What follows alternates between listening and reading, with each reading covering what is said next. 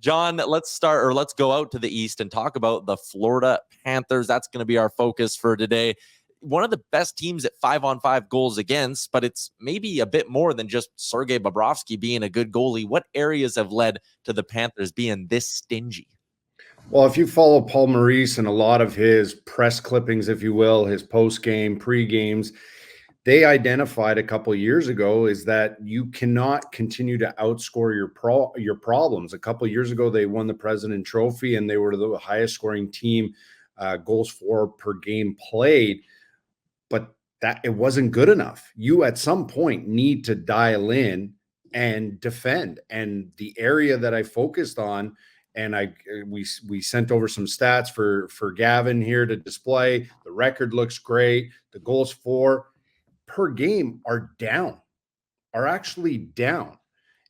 But where they make up for it is the fact that they're defending. They are tied for first in the NHL at goals against per game.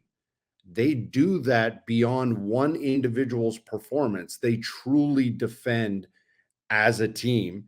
And you could look at the scoring at 5-on-5. They are 26th in the league for creating offense, but they are 87th in goals against total at 5-on-5. So where do they make up for the offense? And we're going to get into the three different segments here.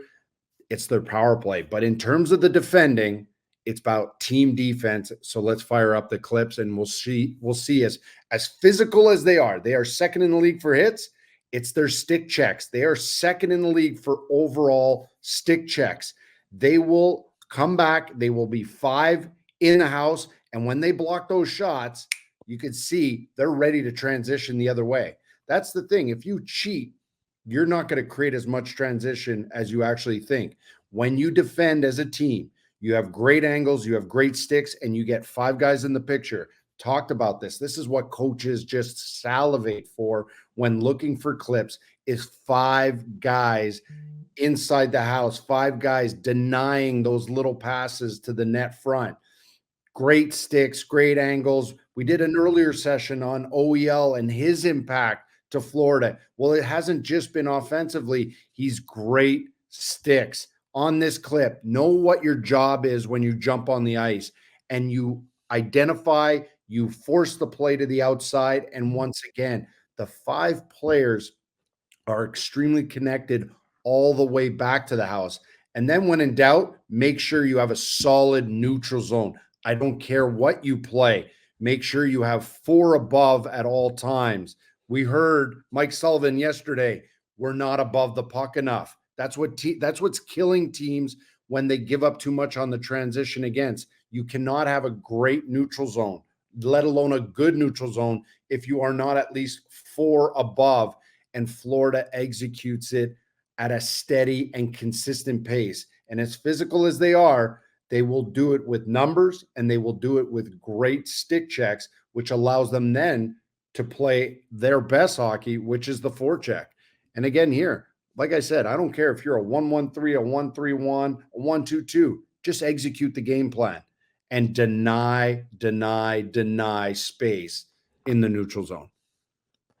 So what's really interesting, Jon, watching this Panthers team, and you're showing us here how they're playing as a 5-man unit, is scoring-wise, they haven't been great at 5-on-5, but they've gotten a lot of their work done this season on the power play. So fire up a clip for us and show us what has made their power play so interesting and to be a top 5 unit this year. Yeah, so their top 5 power play unit, they're actually first since the second since the All-Star break, but they have the most goals since the All-Star break. They have just been steady. And some of the underlying numbers are great entries, but I'm not going to go into great entries. Everybody likes to see goals. They recover pucks. That's going to be in the film. As we fire up the clips here, we're going to see what they do on broken plays, what they do to attack quickly. Loose puck recovery by Varhage. What does he do? Sling that puck as quickly as possible. Jordan Greenway sleeping at the switch, and then it's bang, bang. 2 east-west passes, bang in the back of the net. And we also have the return of Sasha Barkov to being a dominant net front presence on the power play like he used to play when Jonathan Huberdeau was still in town. We saw him go away from that position. We saw Tkachuk play net presence a lot over the last couple of years.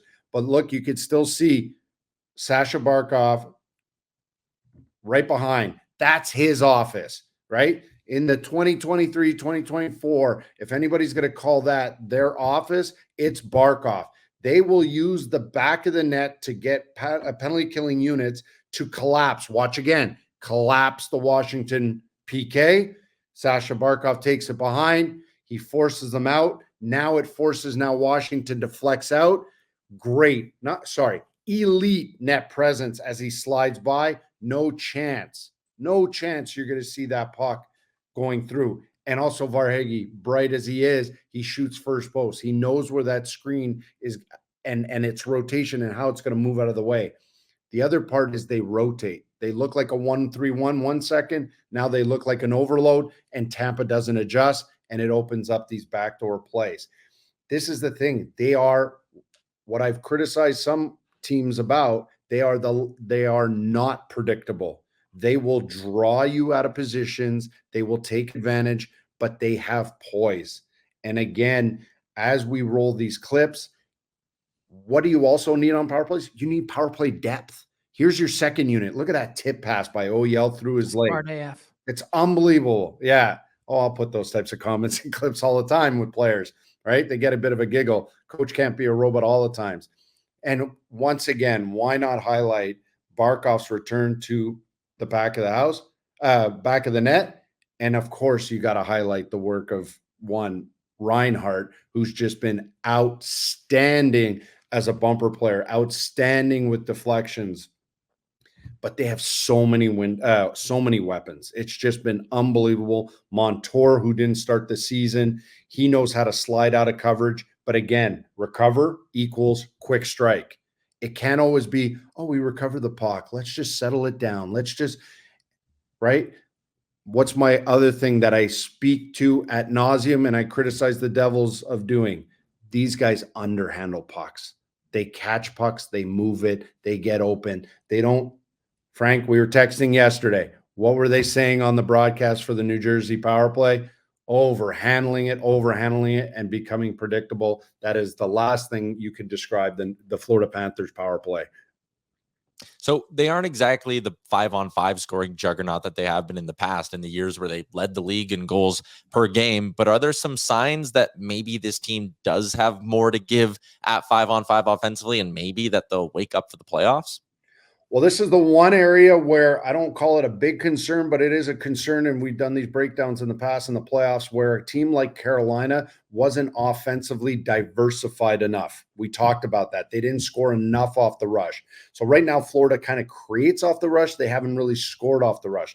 But what do? We all know what it takes to create zone time and scoring is you got to have an unbelievable forecheck. And that's what Florida really does. As we fire up these clips, they are ready to send pucks deep, execute their forecheck, which is a really aggressive 2-1-2. They'll have a forward that closes the wall as an F3 on the strong side. But in this case, this is even off a line change. Lomberg stays on. He gives the four other guys the time to change. And then Barkov comes in, strips the puck. But it's the consistency of the forecheck. Even if Ekblad is F1, you squeeze and hug the boards and activate weak side Ds like crazy. And of course, Reinhart right here is at net presence. You got Tkachuk net presence. And it's just the consistency of it. They do not relent. If the other team is staring towards their goal line on any retrievals, they are pressing 4, 2 on the first options, and both walls are taken away. What opens up every single time is going to be the slot. So this is playoff style hockey. We know they have it in them. The one area that I'd like to see them ramp up here over the last 20 games is being offensively diversified at 5-on-5 so that teams cannot just adjust and potentially sit back to negate forecheck offense for the Florida Panthers. Fantastic insight as always, Jon. You can listen to him on TSN 690 with Rocket and Canadian Games. You can follow him on Twitter at Gourmet Hockey, and you can hear the Coach's Room every Monday here on DFO Live. Thanks, Jon. What's up, hockey fans? If you enjoyed that video, then you need to be hitting the subscribe button right here at Daily Faceoff. Exclusive interviews and analysis from our hockey insider Frank Seravalli, fantasy updates from Brock Sagan, and a daily live show at noon Eastern Monday through Friday. You don't want to miss any of the fantastic content, so hit that subscribe button.